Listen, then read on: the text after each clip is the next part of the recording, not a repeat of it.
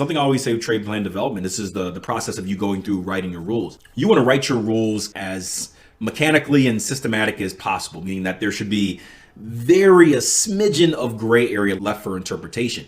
And your rules should be so strict that you should be able to give them to, I always say, like your grandma, and your grandma should be able to execute them in the market. Now, you probably don't want to give them to your grandma. You're not going to get great feedback. But if you're someone that's working on rules and you're trying to eliminate those gray areas, or maybe you're just, trying to see like, hey, are my rules actually good? Because again, in your mind, you know what you want to see, you know what you need to execute the trade, but you may be skipping over areas because just you're so comfortable with doing something, you forget to write it down. So my advice for that as well would be give it to a trading buddy. Say, hey, I want you to read over this plan. I want you to bring up a chart. I want you to replicate executing a trade and let me know if everything makes sense. And typically what happens is you're going to get your good feedback where it's like, hey, that made sense, but what do I do here? Or, hey, if this situation rises